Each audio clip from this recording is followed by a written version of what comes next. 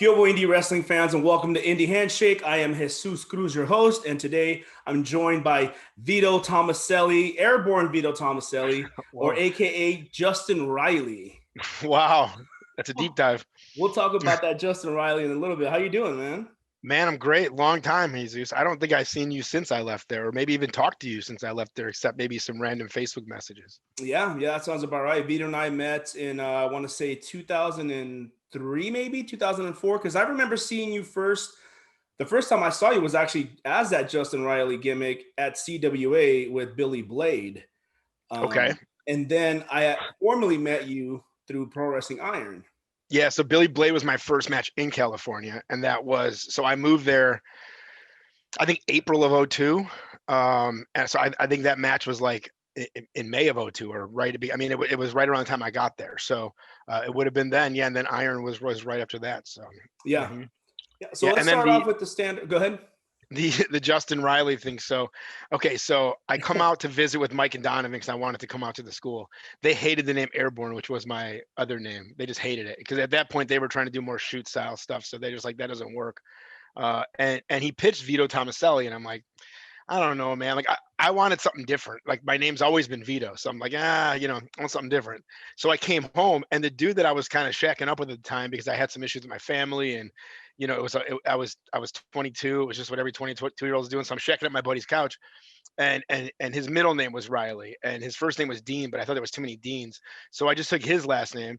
And my buddy killed himself when I was 16, and his name was Jason. But at the time, there was a lot of Jasons, and there was a really popular one named Jason Rain in the area. So I just picked Justin. So I did it. I did it at Windy City, which was I worked like 2 shows there before. It's a place out here in Chicago. Before I moved, when I moved, I did it there. And then when I finally got on with like Mike and Donovan, I go there and I'm like, okay, it's gonna be Justin Riley, and they're like, no, it's Vito Thomaselli. We're not interested in that. And I was like, okay. I remember being kind of mad about it. I was like, well, that kind of sucks.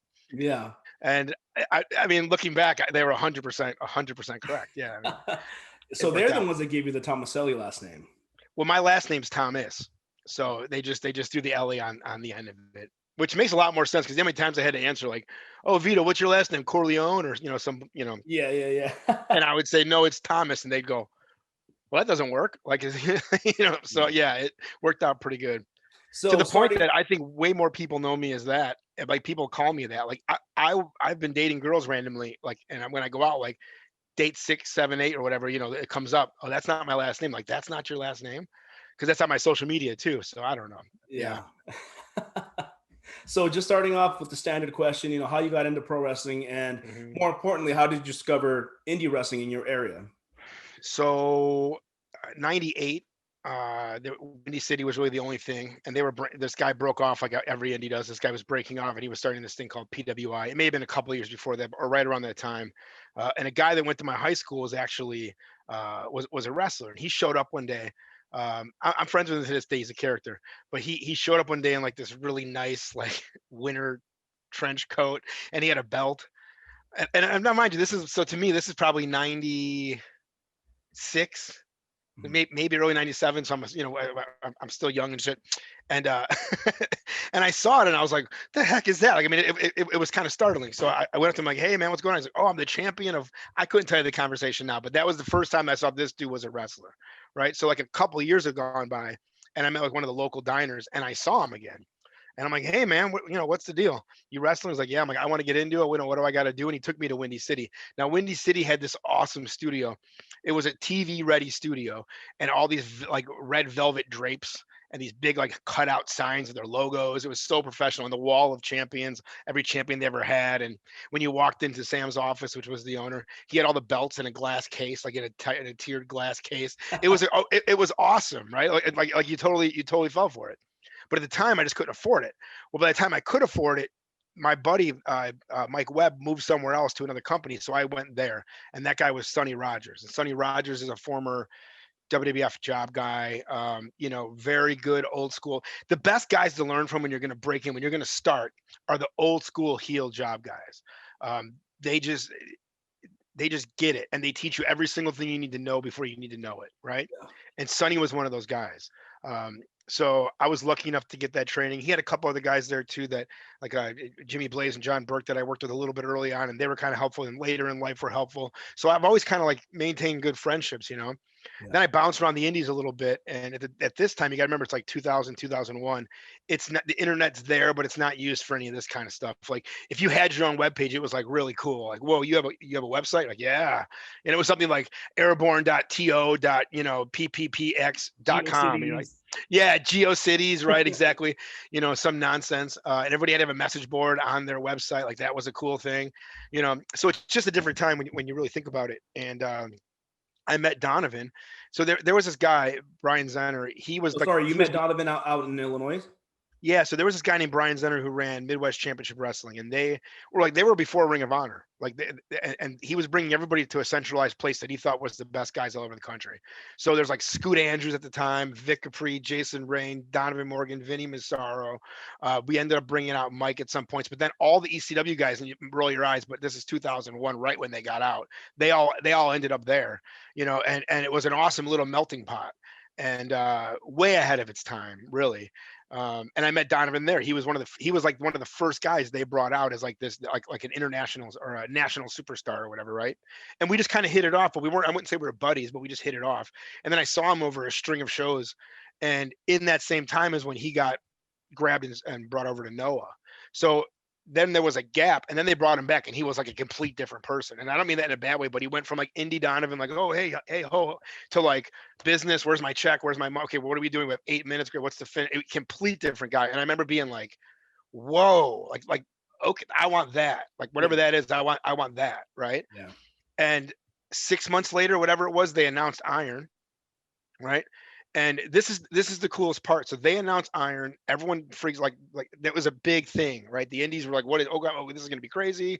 It's not ran by a boss. It's ran by the boys. And again, all this is before everyone got burned by all that stuff. So this was Yeah. really exciting stuff, right? There's And so what was many Donovan speeches I have recorded of like why we started this company and how we started. I could sit and watch that stuff all day long because I still talk to him to this day. He's still one of my really good friends, and very different person today. And he really like appreciates his time from there, and he learned a lot from there. And when you get him to break stuff down, he's still sharp as a tack with a lot of stuff, but he's not a mark, So he's always going to tell you like really good stuff. So I sparked that relationship with him, and then like 6 months later, they started Iron, right? So then Iron starts, and now I want to move out there. So I go to move out there on their grand opening, like because they were there for 4 or 5 months, whatever it was, and they had a big grand opening. Well, I was the front story that they put about guy from Chicago moving here. I was an indie, like I was a rookie of the year kind of guy and all that stuff. So like they put that there, and that's when they got put everywhere. So because of that, and me moving there at that same time, not planned, my name got everywhere, and I started getting booked all the time. And when PWI mattered, like my number went up immediately, like the following year. It's just it was a huge turning point, and all it was two guys just saying that I should be on their shows. That's all it really was. Yeah. Okay. So you did Iron first. So I thought it was the other way around. I thought you did like CWA shows with Billy Blade and SPW and then Iron. So maybe No, I moved there. mixed up.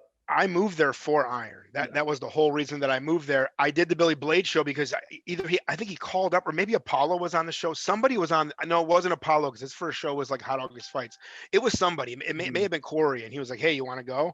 And I was the only guy that had like I was approved to work outside of the company right away because those other guys hadn't had matches yet, so they couldn't just go work wherever they wanted to work. So I forgot who I went with, but I wouldn't have gone there by myself, right? So I want to say it was Corey, Okay. and then I never worked for him again.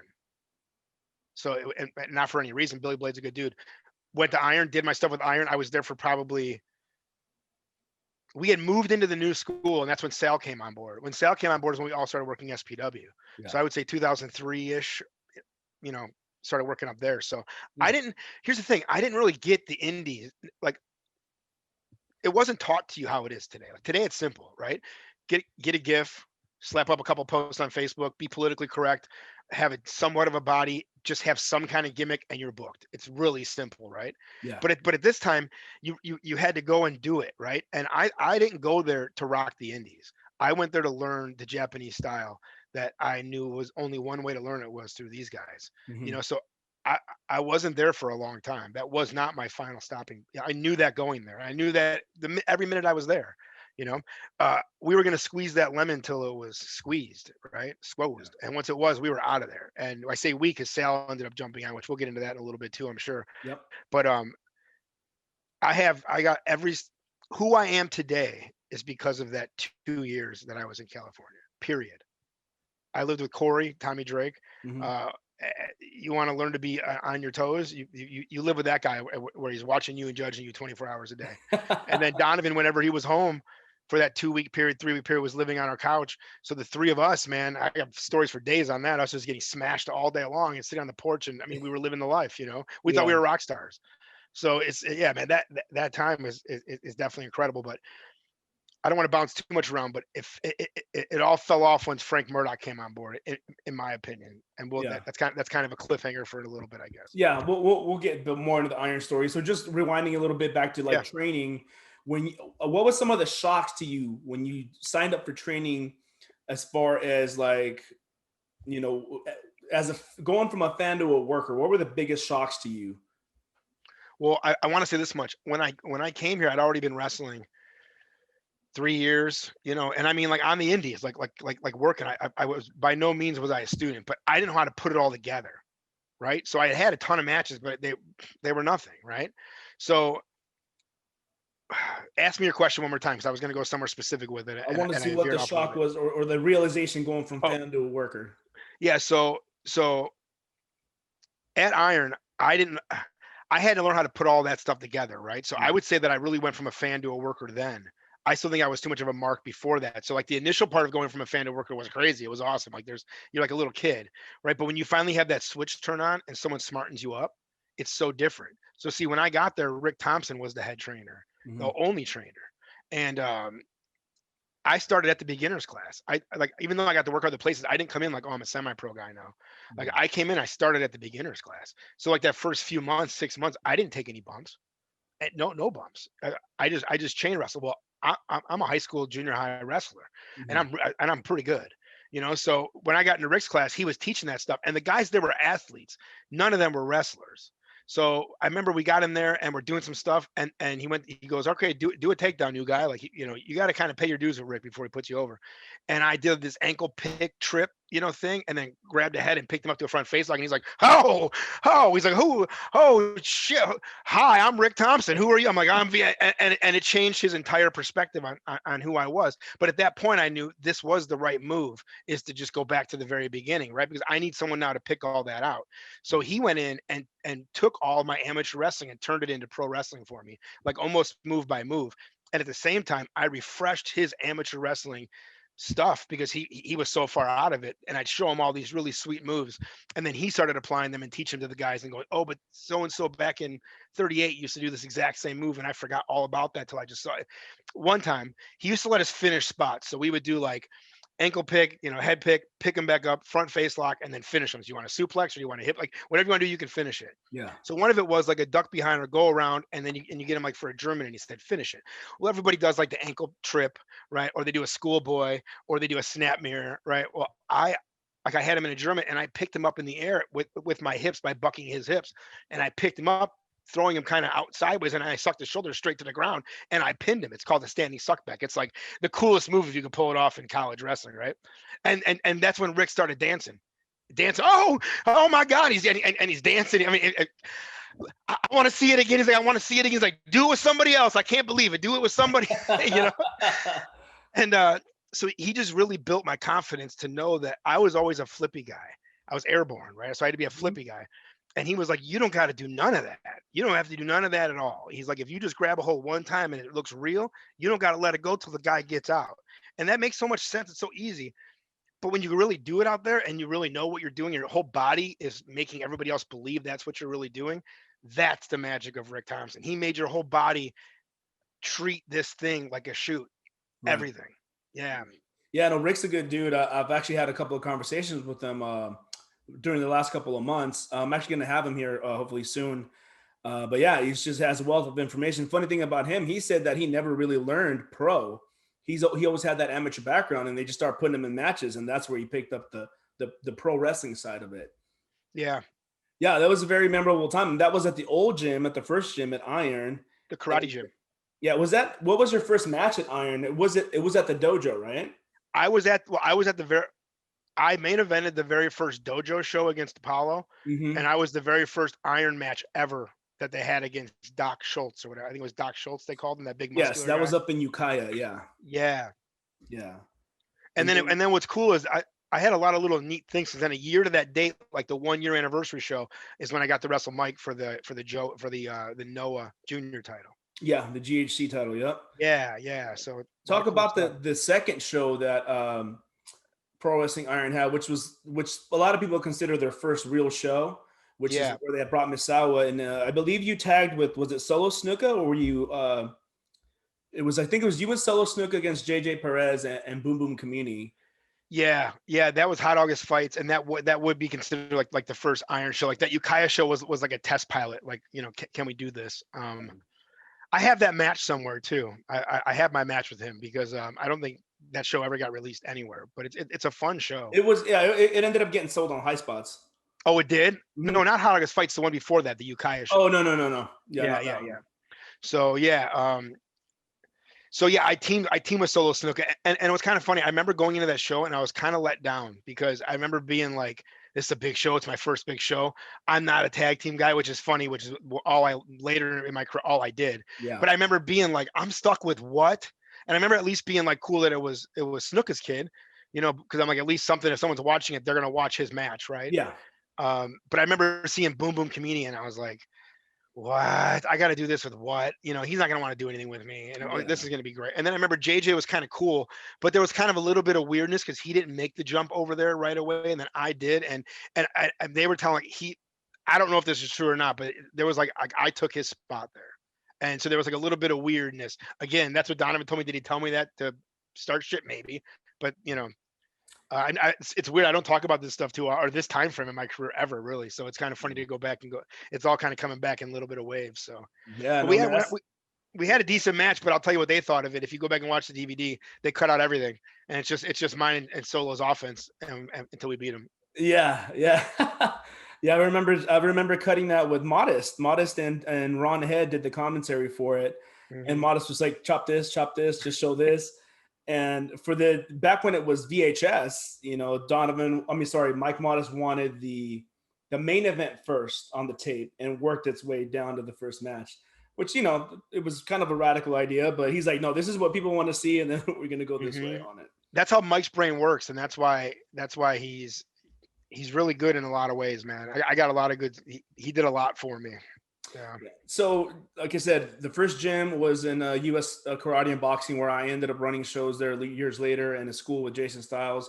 But right after they moved to the new building, and right when Frank Murdoch came in, I felt like the vibe changed, or like the quality changed a little bit in the training. I mean, Mike and Donovan were there as much as they could, but then you started lending a hand too. So when did you get approached? Like, hey, can you lend a hand in training? So this is exactly what happened. Rick wanted to retire. Rick wanted out. And Rick went to them and said, Vito should take over for me. I don't think I was in their plans, but I don't know who else they would have had do it really. But I don't think I was their first choice. So then I took over. I did it. If I remember correctly, it wasn't long. It was like a couple of months. And that's when Frank came on board. It was that because Corey and I were both doing it. And to be honest, there wasn't a lot of new people.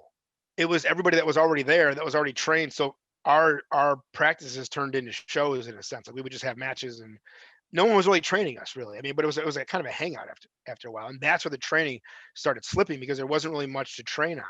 Yeah. Then Frank came on board, and what happened was Frank would then get in the ring and teach people stuff. Where we were teaching shoot wrestling, real shoot wrestling. Like if someone has you an arm ringer, you stand in front and you have your other arm and you try to push him away. When Frank teaches you wrestling, Frank has you hold the arm out to here and you sell way out here, and it's not what we were. Now, when you look at hybrid wrestling today, it makes a lot more sense today, right? But back then, that wasn't what Iron was. At the same time, like a group of APW people got schlepped over that left too. So then it was all of a sudden it went from this super tight knit group where we all had a very good base. We all trained the exact same way. We all knew the exact same stuff. We all knew how we all worked right together. And we all had good frames on us to this boom, here's another 30 people, or here's another, whatever it was, 15 people, right? and here's another money mark in Frank. So now he has to stay and stuff. And that office, see that office back there? They're going to be drunk the entire day back there. And then when they feel like it, they're going to come out and they're going to tell you, you guys aren't us, and get the fuck out of here. Yeah. So we let that happen to us for about 6, 7, 8 months. And that's when Sal and I got to work for TNA, and we got out of there. We went, we moved to Atlanta and started working for Wildside, like immediately. We knew exactly what was going to happen. And then a year and a half or so later, 2 years later, it was gone. Speaking of Sal, tell us about the inception of the Iron Saints and how you guys came to be. Yeah, so Sal came on too, like I said, at the very end of the karate dojo into the new school, and he came from SPW, where a few of those guys had come down for a tryout, right? And he actually had promise.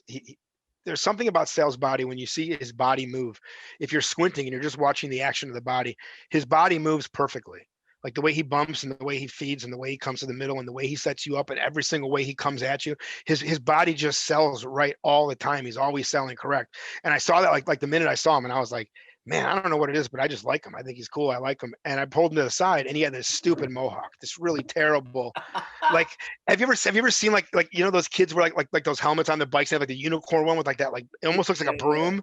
Yeah. It looked like that. And I was like, come here for a second. Like, what is that? Oh, it's I want it to look cool. You don't look cool. Yeah. Like, shave that, Then he signed up, and then he was the guy that was there early and left late. And because I had to lock up with Corey, like I had kind of the same thing. So, and then he'd pick your brain, but he wouldn't pick your brain and then but you. Hey, how do I do this one spot? You do it this way. Oh, thanks, Vito. You know how I would do it?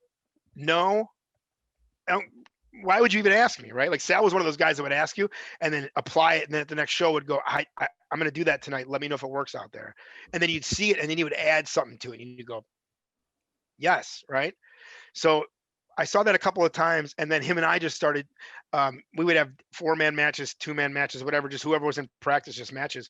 And Mike came over one time, and Sal and I just happened to be on a team with like somebody else maybe, and we're just bumping around and doing our stuff. And every time we tag in, we would do like something, double hip toss, something double elbow, something easy. And we get out, and Mike's like, "Man, you guys should be a tag team." And I'm like, I'm a singles guy, man. I'm not really interested in it, And he's like, no, I think you guys should be a tag team. He's like, I just watched the Boondock Saints, and he's like, I wanted to name somebody after the Saints because we're Tetsu something Saints. He goes, I'm thinking, how about the Iron Saints?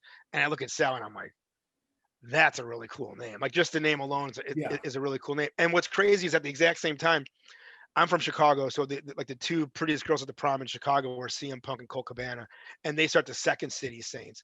Well, him and I have a heat for fucking years before this, so they thought that we took that from them, and it's such stupid to say it out loud now, but at the time it was a thing, So it came that way, and to the point that I had to give Sal a pair of my trunks because we didn't have matching gear. Like that's how fast Mike wanted it to happen. I didn't even want him to be Sal Thomaselli. I thought I'll be Vito Thomaselli and he could be something, right? And Mike's like, no, man, you guys look like brothers. He's like, screw that. He's like, you guys are brothers. And I was like, I'm not having this dude that I just met bite off my stuff. No offense, I'm not doing it. And so I was the first couple matches or the first couple things we did at the dojo, I was pretty salty on it, but of course you just follow the rules. Again, I wanted to learn, so I just follow the rules. Like our third match, but like our first real match was. What was the first match as Iron Saints? They were practice stuff, so like Apollo and Mario, like Bison and somebody. Like it was just hey, get in there and do it. But our first show was against the SATs at that really cool bar in San Francisco. Yeah. Really cool bar in San Francisco. Yeah. And I remember we did it, and I remember getting in the back, and I'm like, wow, like what did we just do? Like, because in singles matches you can keep the tempo going, but in 2002 you weren't. There was breaks and there's rest holds, like there's stuff. So it wasn't what it is today. But we were able to do that in a tag match. I remember I got in the back, and I'm like, okay, yeah, I'm sold, right? I'm sold right now. Yeah. And we ordered our matching gear like the next day, and I never had I had maybe like 5 singles matches the rest of my career. Yeah, no, that was a great match. We're actually going to show it in a couple of weeks. We're going to show it in January. That's our first tag match. So, okay, so I didn't know that was your first tag match. And actually, you guys weren't supposed to, since you guys weren't a tag team yet, the original team was Little Cholo and B-Boy. Mm-hmm. They were going to wrestle the SATs, but APW at the time had heat with us, and they didn't let them. Didn't let them work. And then sure enough, you guys just started being the Iron Saints. We're like, fuck it, let's do Iron Saints versus SAT. Yeah. Um, And you know what? That was the big match for us because after it, Mike and Donovan knew we can go, and they were like, "Oh shit, okay, we have somebody else on our team that can go." And it wasn't like they didn't see us do whatever, but when they see it in front of a crowd, and all of a sudden, I call it set it and forget it talent. Like when you're set it and forget it talent, you just know whatever thing you're thinking they're going to do, and they do it, and they're set it and forget it. We became that in one match for them, and it was it was a great thing for us because then Crash came around, and who yeah, did they put him with? We got to work. We worked all of his matches, I think. yeah. Him and Hook versus you and Sal. How were those matches? How was it working with Crash? It was really cool, man, because he was like the first talent that TV talent that I got to work with that actually was cool to me. Because before it's like honky tonk man, I'll take 5 bumps and one's the finish, and you're going under, and you're like, oh, this is gonna be fun, right? But he was like the first guy that was like, hey man, you got any weed? Yeah, yeah, come on. And we're smoking bowls, and he's like, oh, let me tell you about Monday Night Raw. And so for like 3 hours, we would just be sitting in this van smoking weed, and he would break the whole business down to me, and then he wanted to work with me. So then we had these great matches, and he taught Sal and I so much about how tag teams maneuver around each other. So if you ever watch any of our matches, we always had to be so if him and I stood together, that how wide that would be, that would always be how wide we'd be from each other. And we circle the ring this way, and that was taught to us by Crash. That because then you can always bump evenly and bump and feed, and you never have anybody in the way because you have two body lengths. Now you Mm. think about it, how do you measure that? You really do. So we're never 50-50 staring at each other, right? We're arm length from each other, squared up, angling in, and that's how we come at everybody. And also, when we bump and feed that same way. So we always bump and feed to the center. When the one guy bumps and feeds out, he feeds away. The next guy bumps in. And we started learning all that early on. So like Wow. in under 10 matches, probably less, we had a guy like that take us on a road, of a string of matches and tell us the psychology of how to do it. So if you go watch that match with the SATs, and then the very next match, if you watch like our last match, it's like in that really dingy gym, like with the really bad lighting, that orange lighting. If you Mhm. watch that's the last time we worked with them. That match is light years of different. If you look at the structure and psychology, completely different. We had a New York East Coast indie flop match against the SATs, and we had a structured pay-per-view 10-man tag or 10-minute tag team match with them. It was great. So besides the Iron Saints versus SAT match, one of my other favorite matches from you were you against UK Kid at Pro Wrestling Iron in Newark, and you against Christopher Daniels also for PWI. I believe it was maybe in Angels Camp. Tell us about the experiences on both those matches. Yeah, UK Kid was cool because he was trying to prove something too. Like he was here to prove something at the same time I was, and we found each other at the right time. And I think we just had like magic together. Like when we would, I didn't know him at all till that day, but you think that we trained together. Like if you watch the way that we moved and how we moved, that was after I had like a 45-minute Broadway match with CM Punk the week before that. And that was like that was a long match for me. So I remember so when I got to this match, I wanted to try a lot of new stuff that I learned from that match. And Tom was all down for all of it. It's like, yeah, yeah, yeah, great. Yeah, let's do it. Yeah, we'll do it. And I got out there and he's there for all of it. Like he was a guy you didn't have to call the match. He remembered it. He would just be there for the next spot and be there. He was if that guy would have been doing what he was doing then now, he would be like in all the NXT UK. I think he'd be a part of all that fun stuff because he was just I think he was a very talented guy. He made it on Shark Tank, the UK version, to try to sell a wrestling school. Oh They wow! they didn't invest in it, but yeah, that's the last time I saw him. I was like, whoa, hey Tom, cool. you know, Oh wow! yeah, yeah. So that match was great. Now the Christopher Daniels match was also that was an important match to me because he was one of my big matches in Chicago before I moved to California, and I didn't do good in it. Like, it was a tag match, and I was the odd man out. Like it was the first time Daniels and Low Key got in the ring together, and that was a big thing at that time, right? And Low Key was my partner, and Jason Rain was Daniels' partner. Well, those three were on fire, and I was just in the way. And I remember Daniels didn't like me, but the promoter liked me, so I just happened to clash with those guys a lot. So now when he was coming out, I remember I went to Mike Donovan and I'm like, hey, can I work him, man? Because now I'm a complete different wrestler, right? And I wanted to prove it to him. So earlier that night, I said, I walked up to him like, hey man, we're working the other night. I mean, I want you to give me another shot. And he was like oblivious. He was like, I know what you're talking about, man. And I was like, no, this is what was going on. And this is how I saw it. And he was like, you know what, man, lay the match out for me. How do you want to do it? And I'm like, really? He's like, yeah, man, how do you want to do it? So I sat down and we started putting stuff together. And he goes, instead of that, how about you do this? Instead of this, how about you do that? great. And we went out there and we had an awesome match. 8 minutes. It wasn't that it was long but just basic match. And we got in the back and he's like, "You've definitely changed, man, and keep doing what you're doing." And at that point we were super cool with each other. And I saw him several times, thereafter. And like I say, it was just, there was a lot of like attaboys that happened by going to Iron. It just changed me it changed me as an entire person, man. So that's what I'm saying. I got all that opportunity. Um, Man, it's really fun to go back and think about it. So that those two matches were definitely standouts, and I think gave them confidence in me. That was just before Sal and I started teaming. So tell us about how the camaraderie was at Pro Wrestling Iron. You guys had like a Hook Bomb area, Apollo Khan, Sarah Del Rey, and Seth. How did everybody get along, and how were you accepted coming in from another state? Yeah, well, first off, when I first got there, it was that Doc Schultz guy. Vinny was kind of, Massaro was kind of coming around, but wasn't really, but he'd pop in periodically. Hook, Apollo, Mario, this guy named Sid, and he had a lisp, so he called himself Sid. He's funny story about Sid. And was there one more? I think it was just me and Corey, and then me. That was it. So like, I know Apollo and those guys. I saw his interview with you, and he had called those guys like the originals, but I don't know, man. I was as deep into those originals as possible, because I moved in with those guys when I came here. Those are the first guys that I moved in with. The Hayward Flophouse, right, or the San Leandro Flophouse. Yeah. So when you first walk in, where you take your shoes off, like 10 feet in front of you is like the kitchen wall. Yeah. That little nook is where I had a bed, a dresser, a TV, and all my boxes of tapes and stuff. And I just lived there for like 6 months, 5 months, and they took me in. I don't think I had to pay rent, or if I had to, it was really nothing.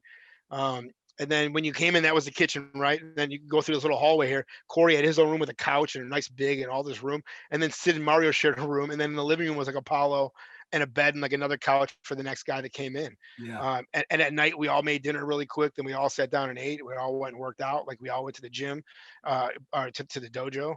It was just a different time, man. And then a year or so into it is when Sarah and Ryan, they were part of that wave that came in. Like I said, they just kind of like smashed in all together, and no one was really helpful to anybody at the time. That's why I don't think Sarah really like puts over Pro Wrestling Iron. Like if you ever hear her talk, her career started in Japan, not before that, which I guess I don't know if I blame her or not, but she did start there. She did start there, and she got her feet wet there, and Sumi Sakai was flown in to wrestle her there.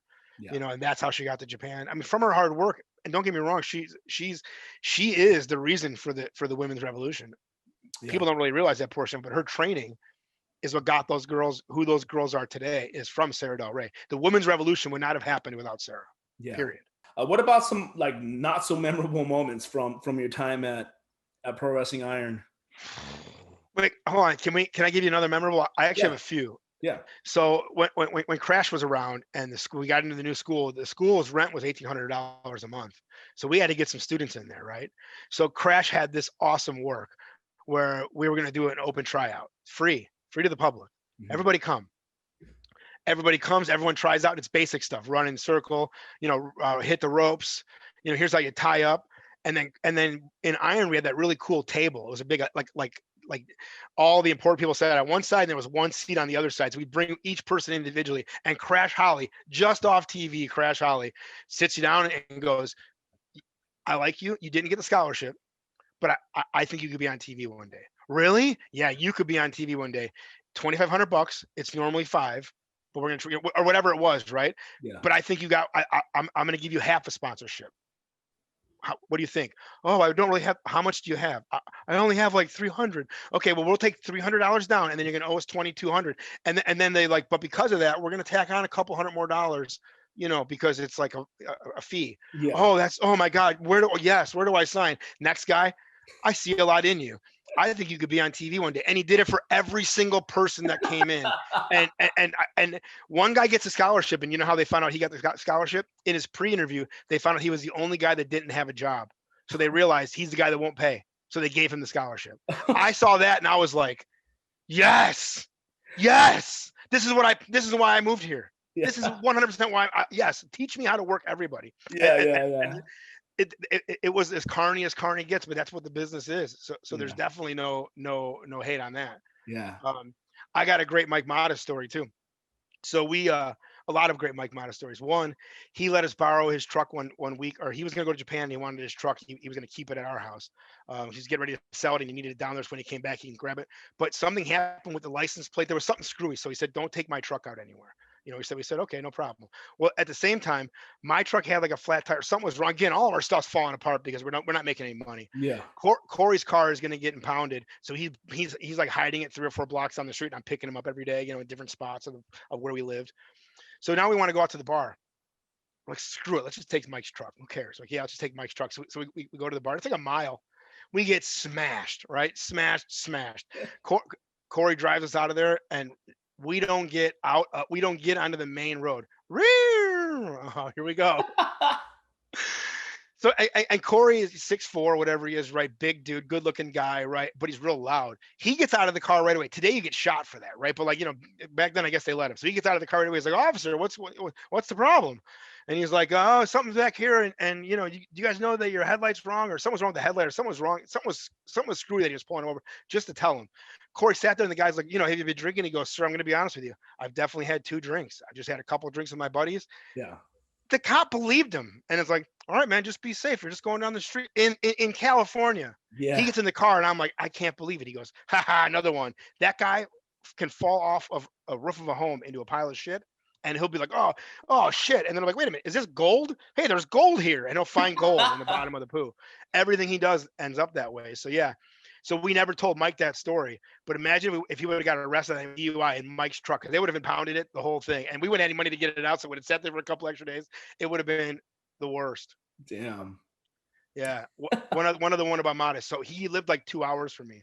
So I'd go up there periodically, just to like pick his ear and, hang out with him and shit. So we went up there and we're watching matches.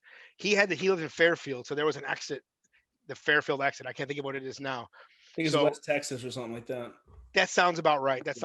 So fast forward 2010, I'm on the road with ICP, and we're touring all over the country. I'm in this big Prevost tour bus, and I'm in the back smoking a joint. It's the morning, and we're driving. I know we were heading to California, so I'm in the back. A couple of the artists are back there. We're just smoking, and I'm like, "Hey, pull the window." So he pulls the window up, and I'm like, "Where are we?" And I look out, and I swear to God, the minute it went up and I said, "Where are we?" I see Mike's exit, the Fairfield exit, and I was like, "Oh." Right. So I sat back. I'm like, "Okay, we're in California. Great." And I sat there now, and then it hit me, and I went, 7 years ago, I was driving here for advice, and I wanted to make it. And 22-year-old Vito would have loved 30-year-old Vito. Yeah. And I remember sitting there, and the joint was just a little bit better.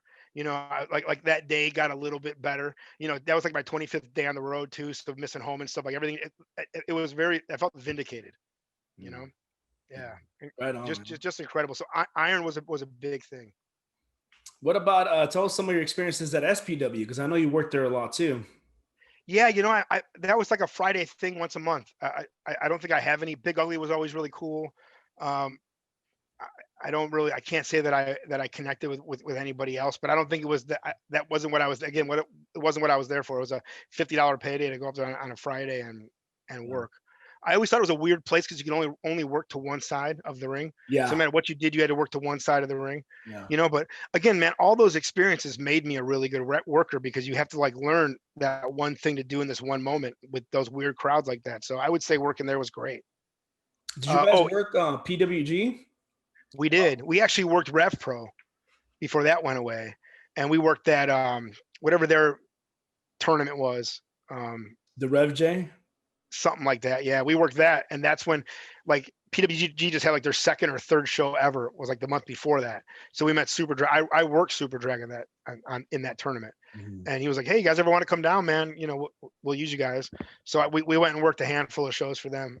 We worked I worked Pinoy Boy, which is TJ Perkins, and then like we worked Joey Ryan and that group, like that superhero group they were in, him and Scott Lost and somebody else.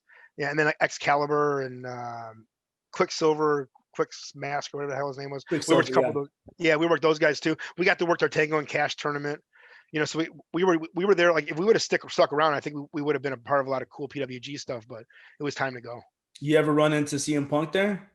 Yeah, we worked him in that Tango and Cash tournament. Yeah, he almost killed Sal. They gave him like the Road Warriors finisher, but instead of it, they did the Blockbuster, and he grabbed Sal and he lost Sal, and Sal went straight down on the top of his head. If you go back and watch that Tango and Cash tournament, yeah, he almost killed Sal.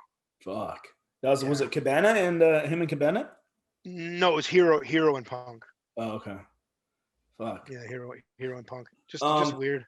Tell us about the opportunities you've had. Like you said, going to TNA, but you've also you guys have also been backstage at WWE for Apollo story. So tell us a little bit about those experiences. Well, Apollo left out a major story. I was hoping he was going to tell it, because when I tell it, it sounds like I'm lying, but this is a straight shoot. You should almost add him in here right here saying this is a shoot, because this is a shoot. We did Raw, and at this time it was still kind of cool to mingle with the guys and stuff. If you were there, you were considered to be cool, just don't get in anybody's way, and like the coffee machine, just stand by that a lot. Like, so we just stood there and hung out a lot. So I'm standing there in Apollo's, like I'm standing here, Apollo's to my left, and there's an open space here in the coffee machine to my right. So BS, we're just not doing anything. Stephanie McMahon walks up to me, like right next to me, not to me or to talk to me. I was a ghost. And she's like looking at her papers, whatever, gets a cup of coffee. As she turns, I like follow her. Like I'm going to go walk somewhere else. But really I was just going to look at her. So as I turn to go look at her, she gets maybe a body length away from me, drops her papers, not like, oops, but like something happens and she drops her papers. She bends over. Again, this is where you insert Apollo. This is a shoot. She bends over. I'm turning. I see it. White thong, the whole thing. Apollo is looking at this too. This is not a lie. White thong. I look at her. As I see it, I kind of glance up again, and Vince is maybe 10 feet in front of her with his arms crossed, just staring at me. And I swear to God, I like turned back towards the coffee machine and I walked to the corner, the nearest corner, and I put my head in the corner. Not like I was being punished, but like I just had nowhere else to go. And I just stood there, and then they went wherever they went, and Apollo goes, I just saw that. He's like, oh my, I can't believe I just saw that. He goes, he didn't know what to say. I'm like, was that a rib? Like, we don't know if it was a rib or not. He goes, oh man, that was crazy. That was a shoot.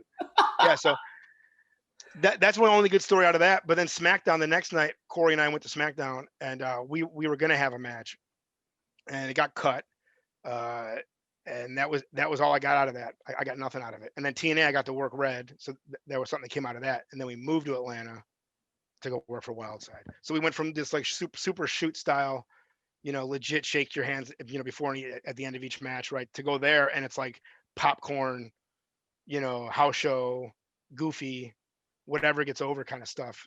And that was great, because then we got to totally experience the other side of us. Then we got to go up north to go to IWA, where all that stuff was acceptable and wanted, and got to work with everybody. Yeah. Now tell us about the main reason. You kind of talked about it, you kind of alluded a little bit, but the main reason why you guys decided just to leave Iron right before Iron went belly up too. I remember I think the last show was a dojo show, and I remember them playing like the fucking Alvin and the Chipmunks theme music for you guys for some fucking reason. I don't know if it was a rib or it was like a because they were basically like, that's how the rest of the indies are going to look at you guys. And we thought about it, like, hold on, let me back up a minute. We decided to leave when the wheels were going to fall off this place, right? Like the fix was in. They were out of money, and Donovan, again, one of my best friends today, was a total drunk. I mean, total drunk. There wasn't even a day that he wasn't completely annihilated, and he had a superiority complex now, and we weren't doing enough for him. So it got worse and worse and more toxic. So the writing was on the wall, and the whole Chickmunk thing was that. And we were thinking to ourselves on the drive. I remember Sal and I were driving back to my place, and I'm like, we'll show those motherfuckers, Chipmunks. Like, you guys were booking us strong the entire time. Yeah. You guys didn't think we were Chipmunks. You guys are just jealous because you guys' careers are over. And that's literally what we thought. You guys peaked. You peaked and you didn't pivot. That's the whole thing about wrestling. You can peak a million. Chris Jericho peaked last year. Again, you could peak, but then you got to pivot, right? And those guys peaked, and they hung out as the Americans from Japan, and they didn't have to do anything else. Mm-hmm. And then when it got time to elevate themselves, Donovan didn't have the ability to, because he was annihilated. And Mike thought the whole world should come to him because he was in Beyond the Mat. That's just my opinion of what their attitudes were at that time. So we just knew that we had to go. And again, we were right. They didn't last. And at the time the shows got worse and worse and worse and worse, and the talent got worse. And they were just putting them on to put them on. I remember watching one show after we had left where Mike and Donovan did Mike's Joint, where Donovan's playing a video game, and they were just saying some of the most racist stuff to the girl with the lupus on her face. I can't remember her name now. And I was just like, wow, what is going on here? Holy cow! If that stuff happened today, if that was like a live stream, they would be canceled in every which way they could possibly be canceled, right? There's So we just thought it was the right time. there's a lot of footage I can't release for that reason. I bet you could release it right to my Google Drive though. Yeah. Yeah, no, I just think it was, you know what though, man. But as I look back older, a lot more wiser, I'll say it again. I wouldn't be the guy that I am today if I didn't get to work with both those guys and Rick, and have the team of athletes that were around me at the time that there was no excuses, and it was a different thing. It wasn't a wrestling school. It's like, okay, run the ropes, hip toss, okay, drop kick. It wasn't that at all. It was a dojo. It was legitimately a dojo, Yeah. and we trained like it was a dojo. So yeah, I wish that instead of Frank coming in, they would have had like the head of Apple come in, like a real business guy come in and go, okay, stop it. I'm gonna run the business. You guys just run the school, and because there was a lot there. Yeah. There was a lot there, and if they wouldn't have been such drunks at that time too, I think that they would have got what Harley got, and their school would have been the feeder system to Noah. It would have been a no brainer. And at the same time, New Japan was breaking into LA. It all made sense, and I just think that they looked at those guys like, fuck that. Yeah. We're not giving our money to those guys. They don't get it. Yeah. That's a It's a shame shame. because a lot of newer guys, a lot of greener guys were really good for being as new as it were. Like, Joey Harder, Ray Kajimura, Tito Aquino, like those guys were fucking good for being as green as they were. And really, they were like the second class of Iron, even though like the APW guys all came over and all that, but they were like the first group that got trained one way all together, and they all liked each other, and they all understood each other, and they were all athletes. That's why those guys all worked. That was what we had before the whole influx of everybody. And again, I'm not blaming anybody. I think it's just a natural thing that occurred. And none of us were prepared for that in our lives at all. None of us were. Yeah. Bunch of delinquents, So tell us about life after Iron. Where did you guys go after Iron? I know you guys did. I'm sure you're talking about JCW. I'm actually very interested in that because I was a hardcore juggalo in high school. Shit, my backyard wrestling name was Juggalo Jesse Cruz. Of course it was. So I'm interested in what happened after Pro Wrestling Iron. So we moved to Atlanta to work for Wildside because we wanted to learn to work on TV, but we didn't want to do it on TV. Right. And at the time, he was the only guy that had like a TV studio, and they were film TV. So you had a match and you had a promo and a match and a promo. And every Friday they'd have shows in front of like 6 people that would show up, but it was a show. So you can come out and try new stuff. And then they had coaches in the back that would break it down to you and be like, hey, I really liked when you did this. Or, hey, you guys ever thought about changing your gear? I see this for you. It was a very much so like, go to learn a new hold. You go learn it in Cornelia, Georgia. No one's watching, but everyone's watching. It's really strange. And we loved it there. It cost us nothing to live there. It was like $600 a month for a 2-bedroom, full living room, big, apartment. When in California, I was living with 2 guys. That was at least my half or my portion, So that was a good time, but there was nothing else around us. So after 8 months, it was like, yeah, we've experienced it. They put Tony Mamaluke with us as a manager, and we thought that was so cool. But he wanted to change his name. He wanted to call himself Anthony Legato, and we're like, then we don't want to work with you. Yeah. Like, no offense, like the rub comes from Tony Mamaluke. If there's any rub at all, it's going to come from that. So that lasted a couple cups of coffee, and that was done. And then it was time to go. So we and again, we learned a lot there. But there wasn't that wrestling's boring to me, and it never felt like alive. That promotion was never alive, but I don't think it was meant to be that. It's literally a stop off. So it's time to go back north. At the same time, my old man gets in a pretty bad car accident. And my sister gives birth to our first, what would you call it? Like my first niece. So like the first grandkid in our family. So it was time to go back home. Well, now Sal moves with me again. I didn't say that part. Sal moved with me, right? And then Sal moved back up north, and we kept doing the Iron Saints thing. So when we came up here, we worked a couple of shows for IW Mid-South and really got over. Now, what's crazy about that, a year or so before that, we had like a little tryout match with them, and they were just like, we got nothing for you guys. And we were always really bummed about that. Then we get back up there for the NWA, IWA Invasion thing they did for like 3 or 4 months. And we were the standouts too. We came in, we had a new finish and we new gear, and we just blew them away. And it started this whole thing. And we ended up feuding with Ian right away. And we did like a 2-year feud with him. That was a lot of really fun, check off stuff. If you have independentwrestling.tv, just search Iron Saints in IWA and you'll see it's all up there. Really cool stuff. We worked with a lot of really good guys, and we perfected exactly how to be a tag team up there, exactly what we had to do. So then we'd go to these promotions, these little promotions, and we get paid a lot of money to go there and take their two greenest guys, or their two guys that just don't understand it, and work 2 or 3 shows with them and teach them what they got to do right, and then move on. And we got really good at that too. So Sal and I, over a period of time, just became guys that would work with the other guys on the show. Match 3, we loved it. Get there, smoke a blunt, put our gear on, wrestle, go back out. We had the rest of the show to hang out and chill out. We thought we like that more than anything else. That worked out really well. We got a name for ourselves. Then PWU came around. That was Pro Wrestling Unplugged, which was like a big indie in 08 or 07, whatever it was. We were working for Chikara at the same time. We worked CCW at the same time. So we were busy, man. Yeah. And then my buddies wanted to start a promotion. We started Elite Pro Wrestling in 2006. And that lasted 3 years, and great times and great matches there. And then was 2000. It just a promotion, or was it a school as well? It was a school too. So Sal and I ran that school, and trained the guys there too. We probably had like 20 students, 25 students total, but that worked with Sal and I think would probably be about 10. And they all came out pretty decent. I mean, at the point that the last year of our promotion, it was filled with our students. So, we must have did something right. At what point does your brother join you guys, Paulie? So I moved to California in 2002. Paulie starts, I want to say, in 2004. We moved back. So he does a couple shows for us at Wildside. So in that 2004 to 2005, he's already been out there doing that. When we get back home, he's on the IWA team and we're on the NWA team. Then that fed into a couple tag matches. So right away in 2005, we were feuding with them. And what's great is we would win all these tag matches because they would set up like partners for Brandon, and they never got their comeuppance because Ian would never rebook that cool guy that he got him to team with. So this angle just kept getting pushed. We just kept beating Brandon all over the place because Ian had a cool deal with all the armories, and there's hundreds of them in Indiana. So we would do it Friday and Saturday every single week somewhere in Indiana at these armories. Yeah. Got to work a lot of matches at that time.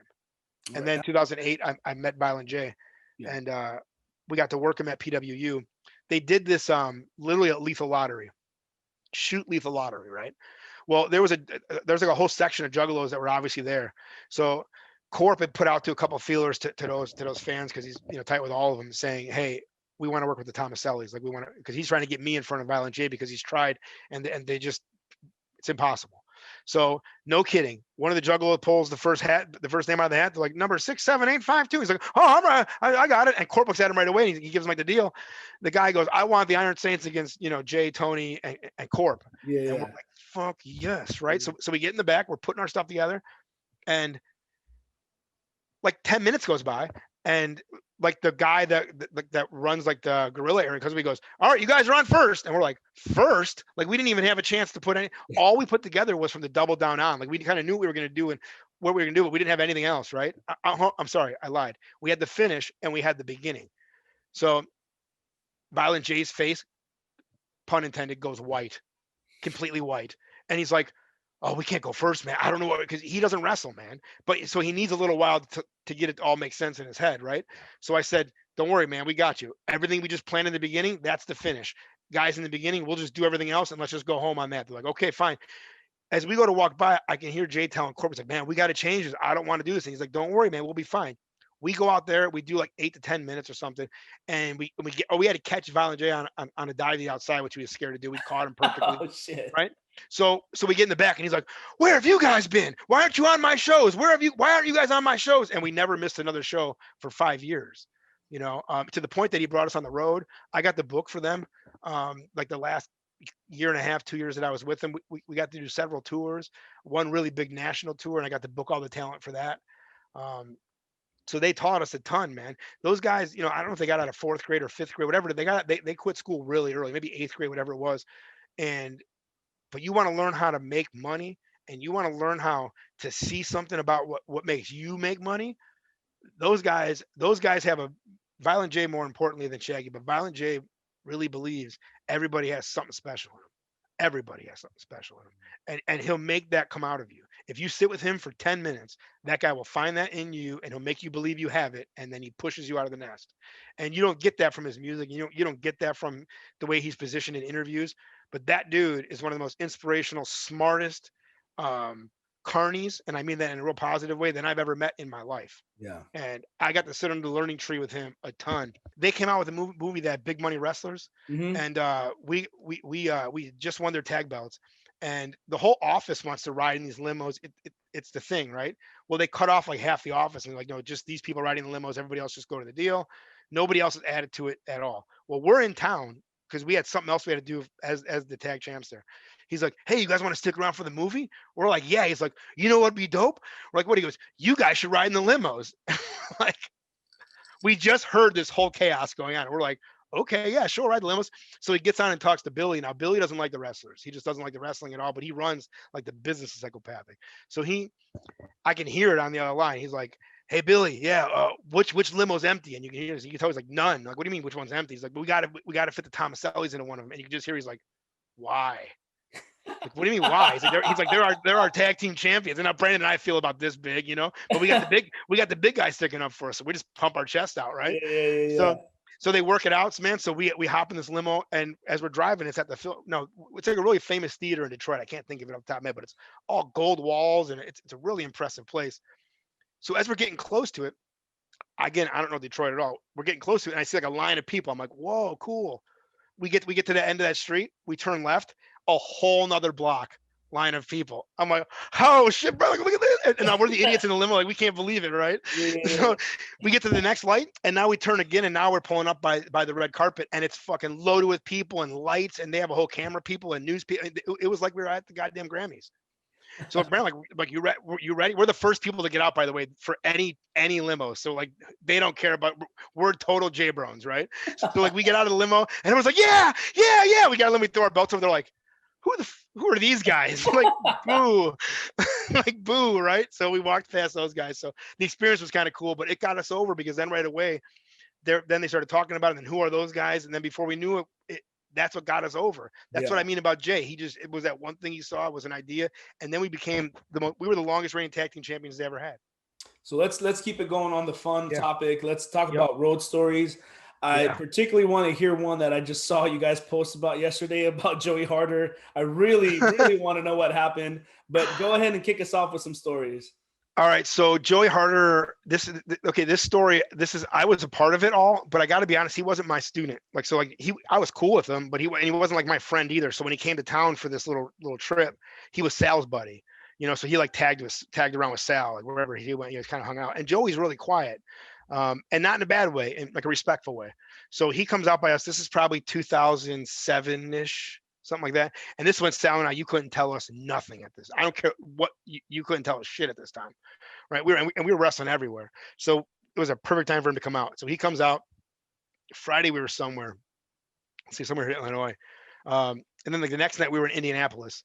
So it's like a 4-hour drive. So we do the show and we're in the car smoking weed the whole time. I mean, just tons and tons and tons of weed. We never were not smoking weed. And he's not a guy that smokes weed at all. And he just kind of tolerate, like we told him, like, if you're in our car, it kind of is what it is, Yeah. like stick your head out the window, no offense. So and at the same time we had Cole Robinson with us, who smokes cigarettes like a chimney. He puts one out with the other one. Right. So it's just smoke in this car the whole time, burrowing down the streets. Then we get to Indianapolis and it's a death match show. So he goes from Iron, which is like shake your hand again, Yeah. to like Necro Butcher, right? And he wasn't ready for it. So then the end of the night, Necro tells me, about 10 minutes down the road, man, the guy's got some good mushrooms. You want to get some mushrooms? Hell yeah, I want to get some mushrooms. So now we're like, okay, guys, we're not taking the 4-hour trip home. We're going to go 10 minutes that way. Well, 10 minutes that way was like an hour and a half that way. It was not 10 minutes that way. So we get to this dude's house, and it's like a quiet suburban. Yeah, guys, come on in. Shh, my kids are upstairs. Come on in. And we're like, what? We're gonna eat mushrooms here? Like, okay. So we walk in now. We sit down. We get our mushrooms, and I don't want to eat them here now because at this point I couldn't get mushrooms on the regular, so I don't want to waste them at this guy's freaking house, So I'm like, hey, Necro, you're good. You're good eating. Necro's taking one at a time and just eating them like chips. Right? You guys want to go, man? I'm fine. You guys can go. All right. So we leave Necro at this dude's house, and we start driving home. So he saw this So crazy death Joey's match with you show the whole time. the whole time, sitting on the couch, just sitting there, and he's eating mushrooms. Necro's eating mushrooms, and he's all crazy, and he's got a fucking pot leaf tattoo on his shoulder, and he's just telling him crazy deathmatch stories. Oh yeah, we sat at the guy's house for like an hour and a half, 2 hours, something like that.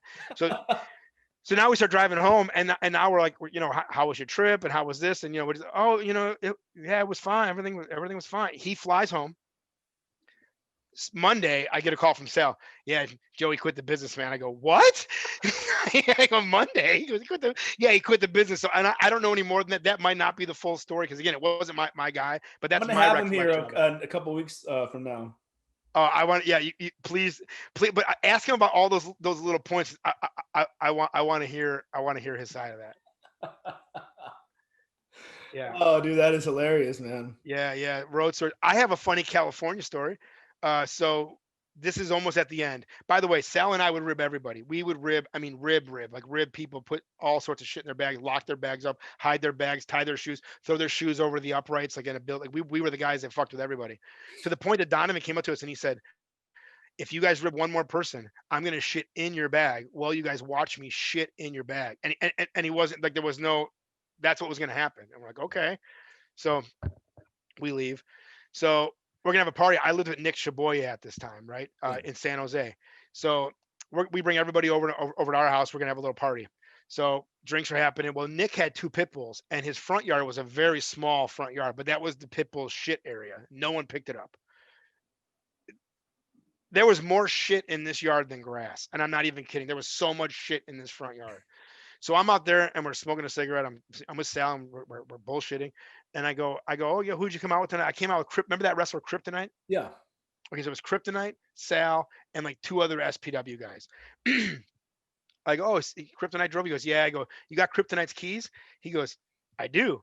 I go, okay, man, hold on a minute. I go in the house and I get those little sandwich baggies, not the ones that the Ziplocky, but just the sandwich baggie. And I go, here, hold these. And I grab a hunk of shit and with the baggie, and I pull it through now. So now I have a clean piece of poo in a clean bag, right?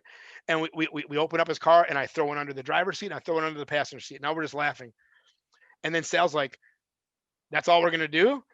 I go, okay, what else do you want to do? We started grabbing handfuls of shit with these bags and we're tucking it under his the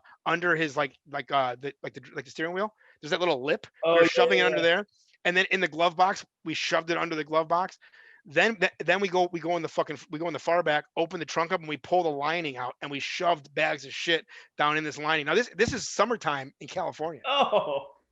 So we close the lining back up, lock it back up, lock the car up, go inside. The night's over. Everyone crashed over at our house. They were gonna leave the next morning, whatever. So it sat in this car for eight hours, right? Mm-hmm. Sal's got to drive home with them the next day. So I get the full report. They get in the car and Kryptonite's like, anyone who stepped on shit, and everyone's like looking at their shoes and they're like, oh yeah, I don't know. So they start driving away. When they get to the first stop sign, like he was too close, so he kind of slammed on his brakes a little bit, and the bags of shit rolled out from under the seats. So he's like, oh, who put shit in my car? And he was all mad. So he takes them out and throws them out, thinking the shit's out of the car, right? But it's everywhere lined in his whole vehicle. So yeah. Oh, another spot we put it. You know that little armrest deal? So where it has like a compartment to get in the trunk? Yeah. We shoved the bag right in there and closed it. So he found that shit.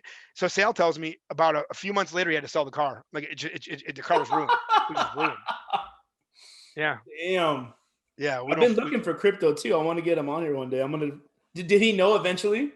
I don't know. We moved. Like that may have been our going away party. I'll tell you this much. I never saw him again. I know that, but we never told him either. I would love to tell him that it was me, and not because he's a dick. I actually liked him a lot. I thought he was a really good dude. He was just in the wrong place at the wrong time. What about a favorite shady promoter story? A time where funniest excuse is why not you didn't get paid at a show.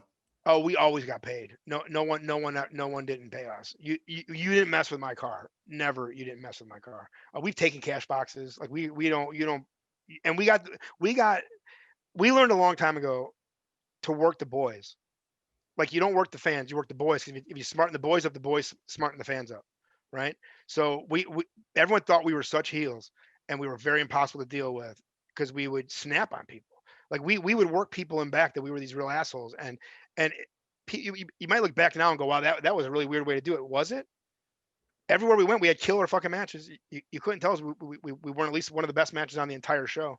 Yeah. you know. So for us, it didn't matter, and we had these egos about us. At the time, your ego, if you had an ego and it was legit, you got pushed. Now it's like, oh, that guy has an ego. Yeah, who cares? You know, that's what, stars are made from ego. They're not made from someone saying this guy's a star. Yeah. It doesn't work. So I would say I never really had a lot of shady promoters. We did have a lot of piss bucket promotions, legitimately, where you're in the back and there's just a piss bucket. You know, it's like shitty promotions. Um, no, man, we've always gotten paid, always. All right. Yeah. What about any? We Go ahead. no, go ahead. What about any crazy fan interactions that you guys have Oh, had, especially maybe like at ICP shows? I mean, I've never really been to one, but yeah. what's the vibe in those? So you know, man, because we know how to be heels. They're most heels go to JCW and they walk out and they're like Eminem rules, and they're like, and they're just like spit in the guy's face, like don't do that, you know. Yeah. But we come out and they are okay. If you want 1980s wrestling fans, it's juggalos. Like they don't know wrestling at all. Like they don't even kind of know wrestling, right? And so if you just go out there and you make them just hate you for being you, without dumping on them being juggalos, dude, they rabid, rabid fans. We were running a spot one time. To go into the double down, boom, double clothesline. We're both down, and I'm laying there, and the guy, like we're head by head, and I'm not looking at him, and I hear thunk. Now, mind you, all JCW shows you're getting pegged with rocks and all sorts of shit. Our matches they wouldn't throw nothing because they wanted to watch the matches. So that's how you knew in JCW if they gave a shit about you, right? So I'm laying there, thump, and I look over because I hear it, you know, and it wasn't like a rock; it was a big substance, and I hear. It's a brick of fireworks. At the minute I saw it's a brick of fireworks, it's right by my face. All I could do was like do this, and pop, pop, pop, pop, pop, pop, pop, pop, pop, pop, pop, pop, pop. It went off for like there had to be 1,000 of them. The mat was on fire. I mean, it was so many fireworks. I grabbed the dude, go home, went up there, and we just went right the fuck home and got the hell out of there. Yeah. So that same show, there's a battle royal.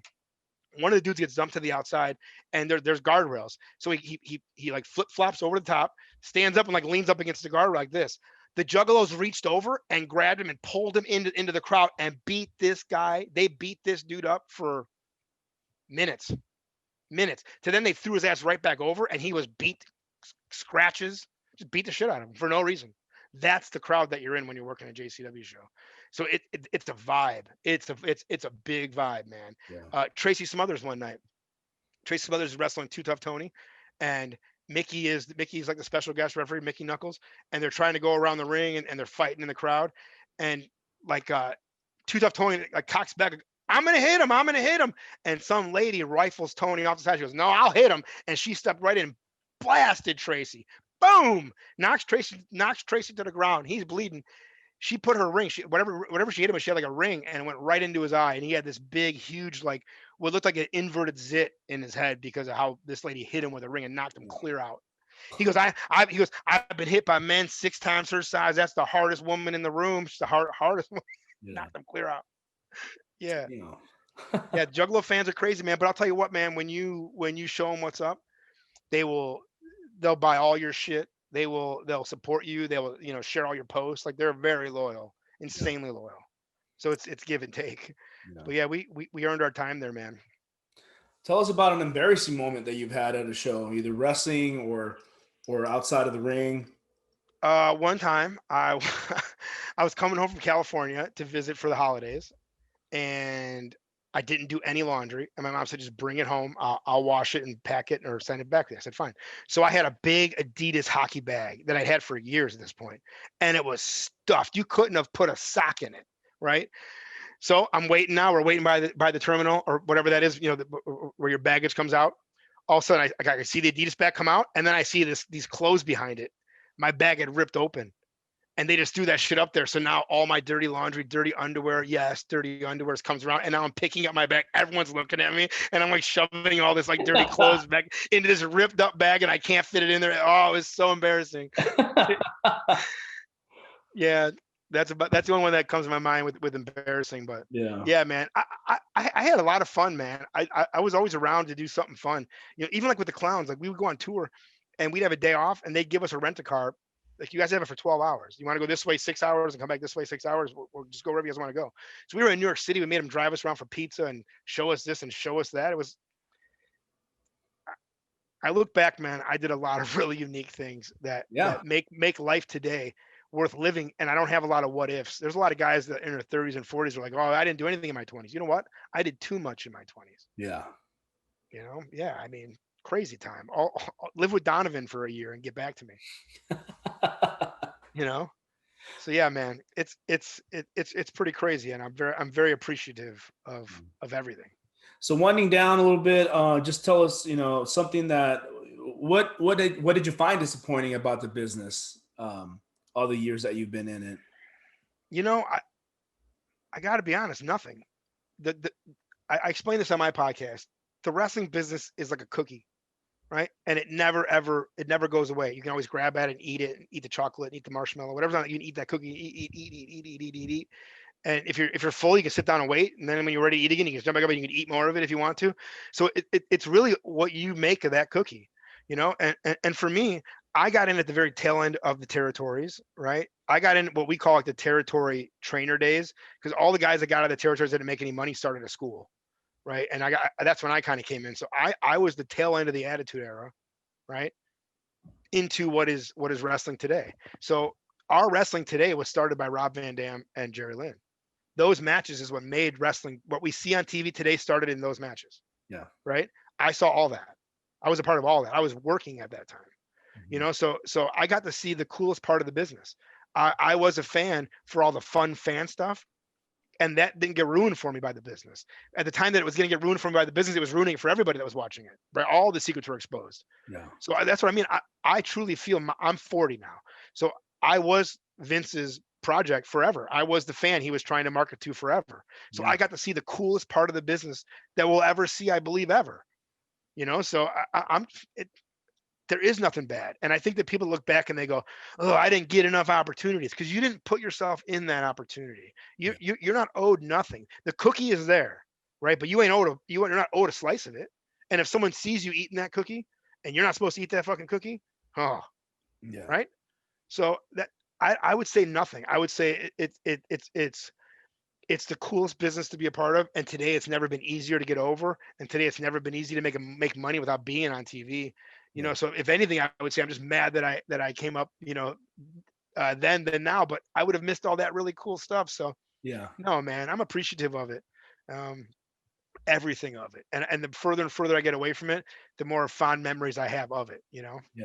I would Yeah. call it like I would call you like the Forrest Gump effect, just because Forrest Gump was there for every major thing that happened, like the Yeah. Vietnam War, the Yeah. this and that and that. It's like you were always there at points where it's like shit's happening. You know what I mean? Yeah. Yeah. That is great. That is great. Yeah. That's funny, man. So I don't know, and I still pay attention to it to this day. I pay for more streaming services than I probably should. I think of myself as a historian at this point. And anything after WrestleMania 6, is pretty much I can tell you what was going on and why and who was a part of it, and Yeah. and so it's something I kind of always do. Yeah. It's always there for you. Yeah. Well, tell us what you're up to now. Where can people find more information about you? Yeah. So, One Gimmick World is a podcast network that myself and Ben Jordan, who's the co-host of mine, been running since 2008. We've been doing it a very long time, and we've converted it over to YouTube now, so we're available on YouTube. So, One Gimmick World Podcast Network has all of our videos up there. We do a lot of prank phone calls too. We do a lot of trolling. Like we trolled, Austin Idol. Like NWA legend Austin Idol was trying to start a promotion. He put an ad on Craigslist he needed 125 grand. So our fans send us that right away. So I get on the phone with them for over 3 weeks. I troll Austin Idol as a money mark, right? And I want to invest. And I start asking him all this business questions, and he has no answers. And I start clowning him. And then at the end of it, I tell him, I'm goofing on you, right? He's like, what? I go, yeah. I'm just goofing on you. So we do that kind of stuff over there. We Yeah. also have very long-winded interviews. It's a topic conversation kind of environment for us. So every week it's something a little different. And also we're creating a cartoon right now. And the cartoon is coming along. It's called The Carnies. It's a wrestling family based in the South. So it's not wrestling related at all. If you see wrestling in the cartoon, it's going to be like, hey, remember when you broke your finger in a match?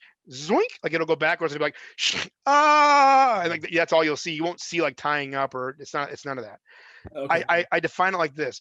If you watch Married with Children, you're not watching Al the shoe salesman. You're watching Al Bundy at home, right? So Yeah. this is Al Bundy at home in a sense. So this is hillbilly family. The daughter's hot and she can wrestle, and the wife's retired. They have a little 4-year-old son named Vomit, and he's a real piece of shit. But he's the one in the family till age 7. This family has the ability to think, but after age 7, they're just hillbillies and they have no ability to think. So he's like the voice of reason. Yeah. We have Corporal Robinson as the dog. Every family has like the dog that talks in a cartoon. He's the talking dog that lives in the attic. And we have Johnny August. Wink, wink, nudge, nudge. Johnny August is one of our characters, along with Harry Humble. Yeah, it's fantastic. So we're doing a lot of, every single thing about this cartoon is almost all the stuff I told you about. A lot of stories from my time are going to be given into this family. That's awesome. And shown. We were known as the Shit Bandits. Do I have time for one more story? Yeah. No, there's no time limit on this. So So we're known as the Shit Bandits. I know that sounds kind of funny. Like at Home Alone, the Wet Bandits. So that was like our favorite movie. So we call ourselves the Shit Bandits because when we go places, we would shit on the floor in certain places, like in bathrooms. So this is the way you do it. Because I'm sure the first question was, well, how do you do that, Vito? So if you sit on the toilet like a normal toilet, right, your normal seat, instead take your left butt cheek and put it on the right part of the seat. So now you're exposed, right? And then you take your outside hand and pull the outside cheek up. So now you're ready to shit, and just shit right on the floor. Now here's how you do it though. Once you're done, you wipe, you do the whole thing, you flush. Now you got to take toilet paper, like 30 sheets of it, and then you snake coil it around the poo, right? So that when someone comes in to clean the bathroom, they're like, oh man, there's toilet paper on the ground again. And they just go to pick it up and they find the mess. That's the key, is how they find the mess. Right. So we started doing that everywhere. And we thought it was the funniest thing ever. All the truck stops on 80 were destroyed for like a 3-year period of time, just destroyed. So one time we go to a Denny's and my brother did it right when we got there. And we're like, Brandon, we just got here. Like, can we not be here? We just got here. yeah. Sure enough, he does it. So now it's over. Now I'm going to go take care of the business. So I go there. Now we come back. We're laughing and we're all laughing and we leave. We get like a half hour away and we're like, you guys realize, like, the guy that's working there, they're like, Joe, someone shit on the floor. And he's like, what? Wow. Like, that's a one-off. That's not doesn't happen a lot, right? Like, piss on the floor, sure, right? But like, it's not. So, and then an hour later, after you're done cleaning up, you've had your cigarette break, you're so mad, you're back washing dishes. Joe, someone shitting. Now you think someone at work is doing it, right? Like, you think someone there is doing it to you, right? That's the kind of psychology that we were thinking of as we're doing this. So now we started thinking of other interesting ways to do it. So my brother now, his key is, I want to shit in a urinal. He goes, I just want to shit in a urinal one time. I'm like, all right. So he tells me to watch out for him so he can shit in this urinal. After a couple of minutes, I'm waiting. I got bored, so I leave. He hears the door open. He thinks it's me. Guy walks in, and all of a sudden he sees the dude. He tries to like scamper away, and as he walks away, the guy walks up to the toilet and he goes, oh, that's a terrible place to take a shit. So my brother got to hear the mark, find it, right? So that just kept up in the ante and up in the ante, right? Next time we go out, we get in this hotel room. We're going to be there for 2 days. Right away, my brother shits in the upper tank. We like to shit in the upper tank a lot because that's the funny one, right? So we're starting to shit in the upper decker. We're like, Brandon, we're going to be here 2 days. So for the next 2 days, all of us, 4 guys, all of us shit in the upper tank, never flushing it once. Never. We just packed this fucking toilet with shit, right? So we rent a movie, like the last day that we rent the movie, and it wouldn't work for whatever reason. So the lady walks in to help us, and as she's leaving, my brother, I swear to God, and we all start laughing. My brother, as she's leaving, she's like, bye guys. Brandon goes, hey, bye. Sorry for being so shitty. And we all laughed like we've never laughed. And that bowl had to be thrown out. Like there's no way they could have. There was shit and shit paper. We just treated that thing like a whore. Yeah. That's a shoot. So this is the grand finale. We're in Philly. I think we're in King of Prussia. So we're out in Pennsylvania, and my brother shits in the ice bucket, right? And he sets it outside the door now of like where we're all at. And I'm like, oh, Brandon. So I open the door to get out of the room, and I just wing it down the hallway and I close the door. Well, of course, an hour later, we're still sitting there, and I'm like, I wonder what happened to the bucket. So I go outside and I go to look, and we're like at the very long end of the hallway, like we're at the far end, and I look and I can't see it. I'm like, where'd it go? I step out. I look at the far end by the elevators. My bucket's sitting upright over there now, and there's no way I threw it that far, right? So I'm like, okay, let me go see what's going on. So I walk down there. The bucket's fine, but now the poop is just like flattened out, like almost like chili, right? So I'm like, I'm gonna put it on the elevator. Boom, hit the button, and now I'm holding it like this, right? right as the door opens up, this lady walks around the corner. She goes, "Are you going to get ice too?" And I go, yeah, I am. So like now I get in the elevator and I'm holding, like, how do you hold an ice bucket? I'm holding this and shit is it's just wafting me in the face. This lady comes in, door closes. We're just hi, how are you? Oh yeah, I know, Pennsylvania, great. Okay, it's the weekend, awesome. By the time we get to like the third sentence, she smells the shit. Like it's Uh, filling this room. So door opens, she walks out first and does like an about face and turns back towards me. As she does that, I'm walking forward and my bucket's kind of tilted down. She looks she looks at me, she looks at the bucket, sees what it is, looks at me, sees the bucket, knows she is smelling shit. Like everything's happening now in this woman's world. And she's like trying to process it all. I step back, I shit you not.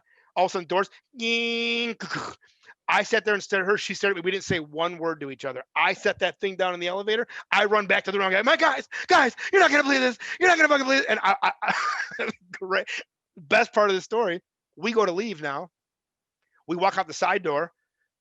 They wung the shit out of the bucket into the rocks right outside the door. We know it was that shit right there. Boom.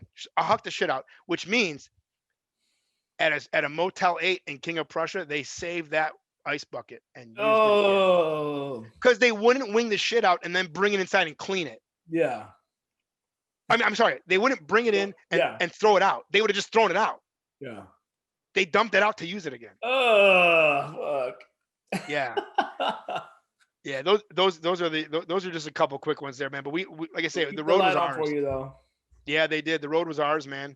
We had to spend a lot of time with a lot of good guys too, man. I don't know. It's great. Everything about it's great. Thanks a lot, Vito Thomaselli of the Iron Saints, of the Shit Bandits. Thank you for doing the podcast, brother. It was great talking to you. Like I said, we haven't talked since you left Pro Wrestling Iron, so this was kind of cool to catch up. Any closing thoughts? Anything you want to say? You know, man, thanks for having me. And if you guys want to check us out, you can search One Gimmick World Podcast Network on any app of any kind of podcasting. We like Podbean. That's, like I say, our Facebook as well too, and our YouTube. Constant content going up all week. We do watch old school watch alongs where we take 3 matches from pre 1984, and we have a specialist on. Rick Thompson is going to be coming on to do one of those with us to break down the Cow Palace matches that we're going to play. And then we also stream my company, Elite Pro. We're about 1.5 years into the promotion at this point. We stream it every Monday night. And give you the background of what's going on at the same time too. So always something going on, and I like what you guys are doing too. So I'm glad to be on here too. Thanks for having me on, and thank you, California. Thank you, brother, and thank you for watching Indy Handshake. I've been Jesus Cruz with Vito Thomaselli. We'll catch you next time.